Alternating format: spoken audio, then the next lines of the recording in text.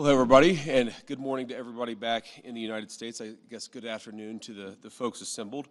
So look, yesterday was a very, very good day. We made a lot of good progress. We did exactly what we wanted to do, which is accomplish four things for the American people. First, we wanted to build a mechanism for keeping the Strait of Hormuz open. It is open. We've seen, of course, gas prices and oil prices come down, millions and millions of barrels of crude and natural gas flowing through the Strait of Hormuz that weren't flowing before. But we also wanted to make sure that we actually set up the coordination mechanism so that we could demine the Straits of Hormuz, so that when there are the conflicts that inevitably come up, we can make sure we work through them rather than that leading to escalation, and that is exactly what we did yesterday. Number two, we also wanted to build a mechanism, a similar mechanism, for deconfliction for the regional ceasefire. As the President of the United States has himself said, sometimes these ceasefires just mean you're shooting a little bit less, but we wanted to make sure that we had the proper coordination set up so that if there is shooting, if Hezbollah fires at Israel or if Israel responds, if there are other conflicts that arise in the region, we're actually talking to each other and figuring out how to stop the shooting, how to make the region safer, our allies, and everybody else. We set that up as well.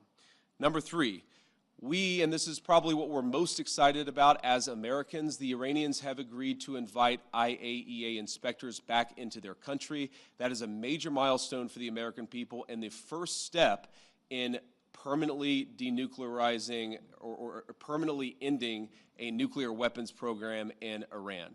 And that's exactly what we wanted to do. That's exactly what we asked to happen. We made a lot of great progress on other nuclear talks.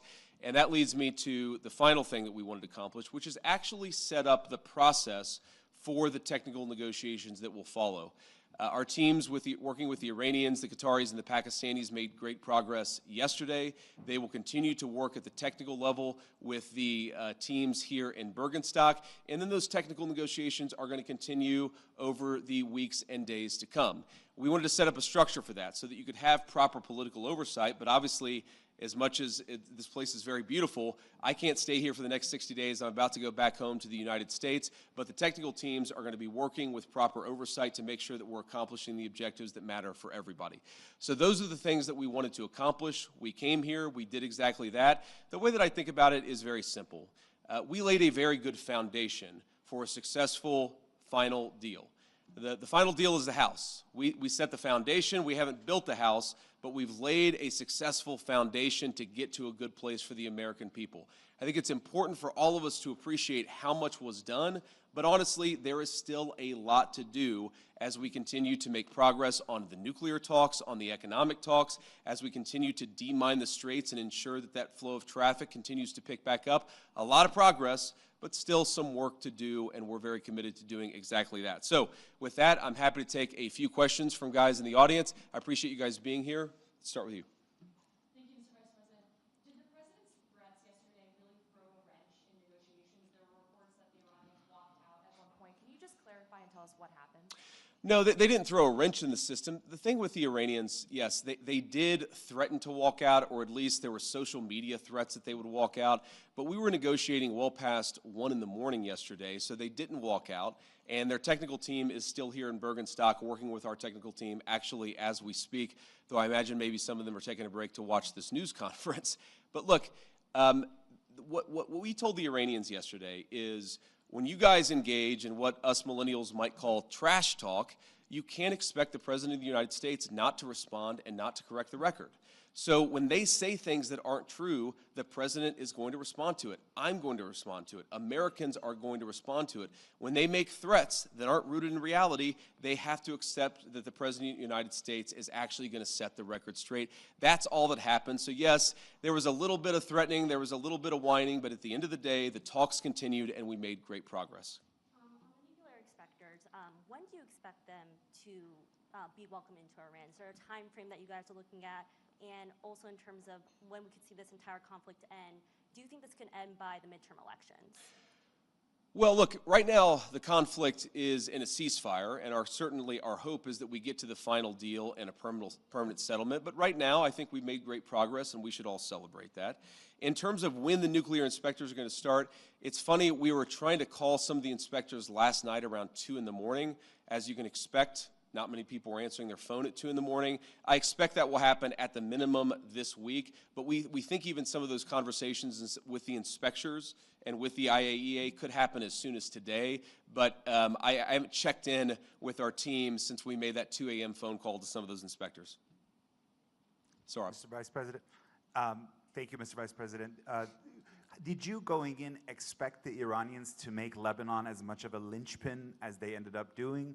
And how would you describe the progress on Lebanon? I know Mr. Araghchi said it was very good progress, but what's your characterization of it? Yeah, I would describe it as very good progress, too. I mean, look, we want a regional ceasefire, right? We want Hezbollah to stop firing at our friends in Israel. We want Israelis to be able to live in peace.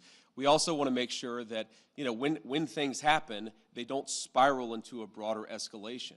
And so we've been, I think, very good at setting up what we're calling a deconfliction mechanism. But what it really is to say that when things happen, the sides are actually talking to one another. Sometimes, you know, you've got a bit of a chicken and egg problem, that you've got a junior guy who fires a drone that didn't have approval from the high command. Okay, of course, Israel has to respond to that.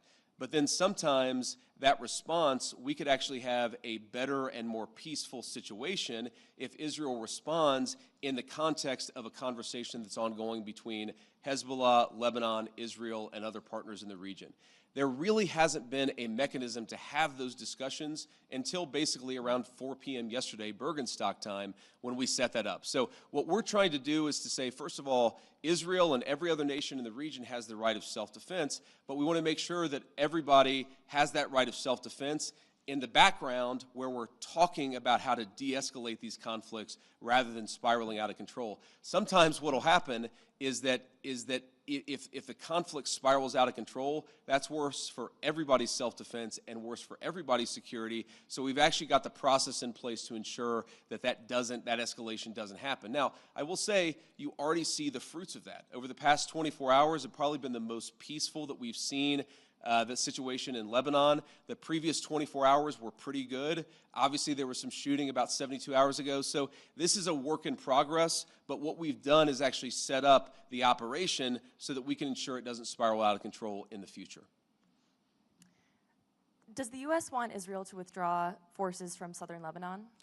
Well, we want Israel's security to be protected, and we also want Lebanon's sovereignty to be protected, and this is going to be an ongoing conversation. The Israelis have been very clear they do not have territorial intentions on South Lebanon. The reason they feel they have to be there is because they're worried about Hezbollah fighters in South Lebanon firing into Israel. We do believe, of course it's going to require a lot of hard work, that we can get to a place where Lebanon's territorial integrity and sovereignty is protected, Israel's security is protected, and that's going to require some coordination with the Lebanese armed forces, and also it's going to require the Iranians to rein in Hezbollah. That's all the sort of things that we were talking about yesterday, and again, I think that we got much further compared to where we were just 24 hours ago. Have you spoken with Prime Minister Netanyahu during any of this process at all in the recent days? Yeah, we were in constant contact with the Israelis yesterday, but also, of course, with the Saudis and the Emiratis and others in the region. We talked to the Lebanese yesterday as well, so we're constantly trying to keep our regional friends updated about this. This is not a deal that the United States is imposing on the region. This is a deal that the region has desperately asked the United States to put in place. Obviously, the headlines have been very focused about what's been going on between the United States and Iran, but this region has been a basket case for a very long time, and what the President has set us to do, again, lay the foundation, see if we can get to a permanent peace. If we can't, the President of the United States still has a lot of options to accomplish America's security objectives, but he has certainly committed us to this pathway for now, and we're going to keep on working and seeing what we can accomplish. And then I want to just, before we depart here, I want to say one last thing. I've seen some misreporting about frozen or unfrozen Iranian assets. One of the other things that we wanted to do, and wasn't as high of a priority for us for obvious reasons, but we wanted to make sure that we set up a process where if we ever unfreeze Iranian assets, we can ensure that that money, that Iranian money, goes to help the people of Iran and not to fund terrorism. So Jared Kushner actually came up with a very interesting solution with the Qataris, where basically, again, if there is any frozen Iranian assets that are unfrozen, then we have approval over that process. The Qataris have approval over that process. And then the money would actually go to buy American soy, American corn, and American wheat for the benefit of the Iranian people. And as much as I see some of the press misreporting on this, and of course, buttressed by what the Iranians are saying, or not all Iranians, I want to be clear, there are a lot of Iranians who are telling the truth about what happened yesterday, but you see some social media reporting that gets this wrong. But fundamentally, what Jared and the Qataris and the entire team here in Buergenstock accomplished is, to me, a classic Trump deal, where if Iranian assets are ever unfrozen, they're going to go to make American farmers richer and to feed the Iranian people. That's a very, very good and very classic Trump deal that's great for our people, great for the people of Iran, and fundamentally, again, will contribute to this regional security architecture that we've built and that we're going to work very hard to ensure that it endures. So from Switzerland, thank you all for being here. I appreciate the questions and I appreciate the engagement. I'm looking forward to going back home, and we'll certainly keep everybody updated on what happens in the days and weeks to come. Thank you all.